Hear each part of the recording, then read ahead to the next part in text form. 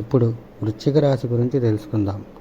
ఈ రాశి వారికి రాశిలో బుధుడు కుజుడు సంచరించడం వల్ల కుజుడు వలన అనుకూలమైనటువంటి వారంగా చెప్పవచ్చును.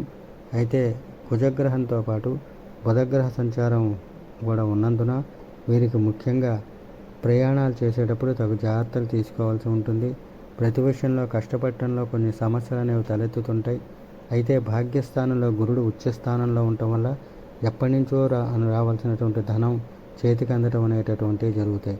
గృహంలో శుభకార్యాలు జరిగేటటువంటి అవకాశాలు గోచరిస్తున్నాయి.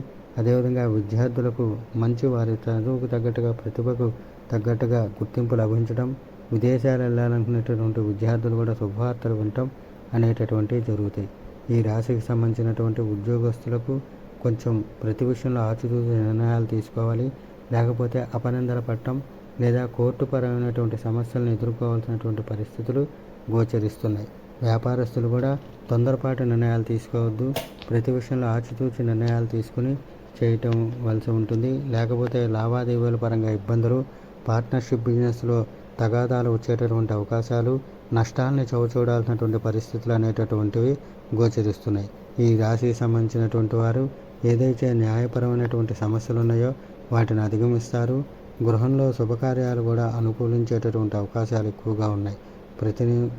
గతంలో కంటే కూడా ఈ రాశి వారికి శుక్రగ్రహ సంచార మార్పు వలన కొంచెం అభివృద్ధి బాటలకు పయనించడం అనేది జరుగుతాయి. గతంలో వివాహం కోసం ఎదురు చూసేటటువంటి వారు కూడా శుభవార్తలు అనేటటువంటివి జరుగుతాయి. ఈ రాశి వారికి ముఖ్యంగా వృధాగా ఏదైతే ఖర్చులు ఉన్నాయో వాటిని అన్నింటినీ అధిగమిస్తారు. ఈ వారంలో వీరికి ఏదైతే ముఖ్యంగా అర్ధాష్టమ శని అనేటటువంటిది జరుగుతున్నదో దానివలన కొన్ని సమస్యలు అనేటటువంటి తలెత్తుతూ ప్రతి విషయంలో కాలయాపన, టైం వేస్ట్ అవుతూ ఉంటాం, అనవసరమైనటువంటి ఖర్చులు పెరిగిపోతూ ఉండటం అనేటటువంటివి జరుగుతాయి. కనుక ఈ రాశికి సంబంధించినటువంటి వారు ప్రతినిత్యం సుబ్రహ్మణ్య స్వామి అష్టకమును పారాయణగా చేయటం, అదేవిధంగా చంద్రగ్రహ కవచం వినటం, ప్రతినిత్యము కూడా వెంకటేశ్వర స్వామి గుడిలో 9 ప్రదక్షిణాలు చేయటం, అదేవిధంగా శివుడికి అభిషేకం చేయటం వల్ల అర్ధాష్టమ శని యొక్క దోషాలు, రాశిలో బుధగ్రహ సంచారం యొక్క దోషాలు పోవటం అనేది జరుగుతాయి. వీటితో పాటుగా వీరు ప్రతినిత్యము కూడా గోవిందనామాలు వినటం వల్ల కూడా వీరికున్న సమస్యలకు చక్కటి పరిష్కారం అనేటటువంటిది లభిస్తుంది.